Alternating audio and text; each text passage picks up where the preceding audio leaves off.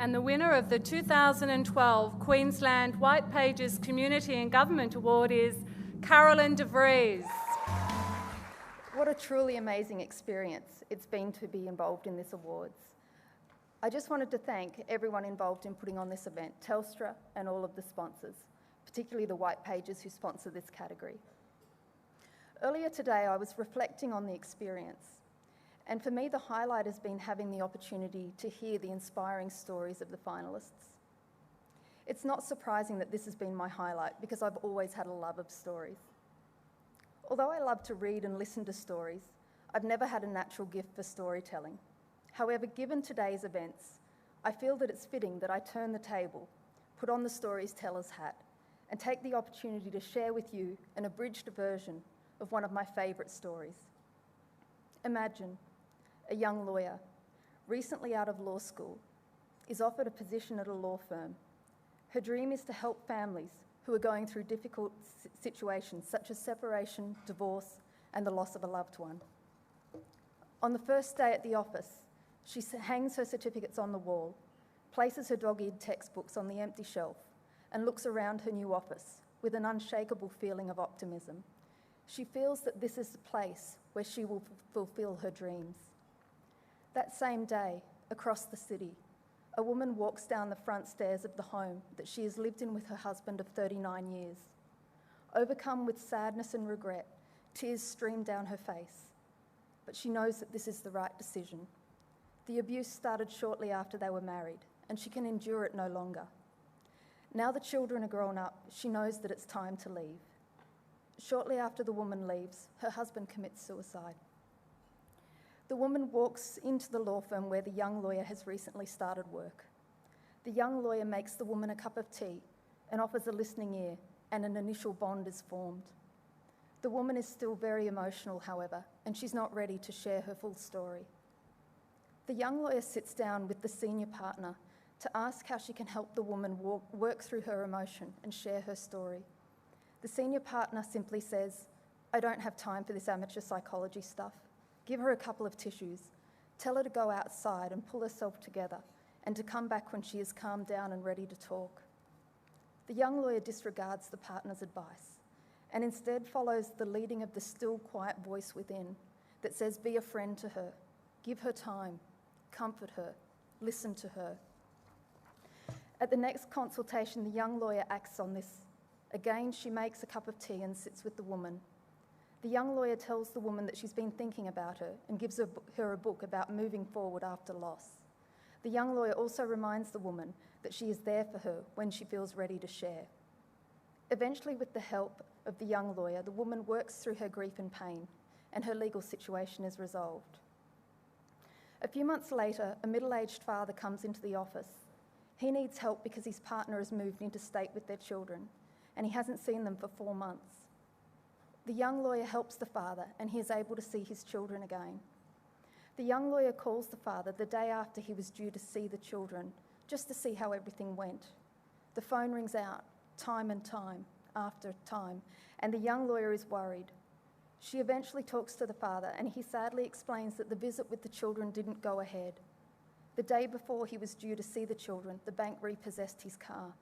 He had fallen behind on the payments because he had been putting all of his income toward his legal fees. The young lawyer sat on the phone and cried with the father. A few weeks later, the young lawyer heard the senior partner boasting loudly on the phone that the firm had made a $250,000 profit in the last 3 months. The young lawyer heard the still quiet voice within, "This isn't fair, it isn't right." One evening, the young lawyer sat in her office with her head in her hands, feeling frustrated and despondent. She felt that the reality of practicing law was very different to the dream that she had when she first became a lawyer. As she signed her daily billing record, checking that she had met the target set by the senior partner, she came to the sad realisation that practicing law seemed to be more about profit than it was about people. The young lawyer decided to talk to a friend from law school about how she was feeling. The young lawyer initially felt consoled. Her friend shared that she also felt frustrated and jaded with the profession at times. After hearing about her friend's similar experience, the young lawyer felt inspired and said, "We need to do something. We need to try to change the attitudes within the profession and the way that services are provided." The young lawyer's friend shrugged her shoulders and dismissed the suggestion, saying, "I think we just have to get used to it. The legal profession has always been like that, and probably always will be like that." These words dampened some of the young lawyer's inspiration, but it didn't fade out completely, the still, quiet voice. Don't sell out. Don't conform to the practices around you. Seek justice. The young lawyer realised that the way forward lay in challenging the perception that family law and estate law services should be provided on a purely commercial basis. Instead, there needed to be a model of practice where the voices listened to were those of the clients rather than those of the investors. The young lawyer began to conceptualise the non-profit law practice, a law practice with a difference where there was no shareholders or partners seeking a financial return or gain, a law practice where people's painful legal experiences were not treated as a commodity, a law practice where lawyers freed from the pressure of shareholders and partners had the flexibility to take the time to respond to the client's practical and emotional needs, as well as their legal needs.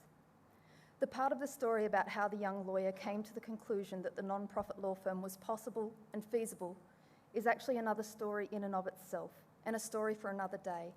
However, suffice to say, after much research and investigation, breakthrough came, and the young lawyer found that the non-profit law firm was possible and was feasible, and provided a way of practicing that was consistent with the dream she had to truly help people. The young lawyer experienced a wave of excitement when the breakthrough came, but she also felt a weight of responsibility. Was she really courageous and brave enough to pioneer such a groundbreaking change within the profession? As she contemplated, that still quiet voice within surfaced again. You have to. If you don't, maybe no one will. The young lawyer decided that she would take a stand for her dream. She would quit her job and establish the first non-profit law firm in Australia. She first shared the news of her decision with family and friends. Some of them voiced their support, saying that they would help however they could. Others voiced their concerns, saying that given the current financial situation, it was not a time to be quitting a job and pursuing a pipe dream. The young lawyer listened to their various views. However, ultimately she listened to the still quiet voice within. Follow your heart, pursue your dream, have faith. The young lawyer wasted no time after resigning from her job. She set about establishing the first non-profit law firm. She took on every task with a passion and a vigour she never knew existed. She found directors to sit on the board. She completed the registrations with the various regulatory bodies, and she secured office space. As she carried out all these tasks, the young lawyer regularly listened and followed the leading of the still quiet voice within. After 2.5 months of hard work, the non-profit law firm was no longer an idea, it was a reality. As the young lawyer turned over the sign on the front door of the office, from closed to open, she felt a mixture of excitement, pride and relief. Her husband, standing with her, turned to her and said, "I'm proud of you." She also heard the still quiet voice within, "Well done." The end of this story is in fact the beginning of a whole other story, which I hope you will hear another time. However, for those of you who don't like suspense, I can tell you that 3 years on, after much hard work, many highs and lows, the young lawyer looked around the office and could hardly believe it was the same place. Instead of being in the office all alone, she was surrounded by a team of 13 staff and volunteers, committed to caring for and supporting people going through difficult legal situations. Instead of there being empty filing cabinets, the filing cabinets were filled with the voices of over 600 people who had been helped through difficult legal situations. Later on, the young lawyer replicated the model and opened a further office. According to an old Native American saying, it takes 1,000 voices to tell a single story. In the story that you've just heard, which you've probably guessed by now is my personal story, this is certainly true. There have been the inspiring, encouraging, and supportive voices of my family and friends, and at other times there have been the less encouraging and supportive voices. I am grateful and thankful for all these voices, as they have all been significant and have all influenced my story so far. Although these voices around me have been enormously important, it is the still quiet voice within that has always been the most important and influential voice in my story. Each one of us has that still quiet voice within that guides us and impels us towards our hopes and dreams. For some of us, we call this voice our wisdom or intuition. Others still refer to it as their willpower or determination. Others again call it their conscience or moral compass. For me though, this voice is the voice of my God and my Creator, a God who created me and predestined me with specific dreams and desires. A God that directs me and guides my path toward these dreams. A God that always encourages me, enables, and empowers me to achieve these dreams. A God that never gives up and never fails me. In my daily walk, it is the voice of my God that I strive to put above all other voices, for I know that it is the voice of love and the voice of truth in a sometimes frantic and unpredictable world. I know that in many ways my story has just started and that there's a lot left to play out. I know that there are going to be many moments of success and triumph, but I also know that there are going to be many more challenges and obstacles, and there are many times when I will make mistakes. And I know for sure and certain that there's a mountain more of hard work ahead in order to achieve the dreams that are in my heart.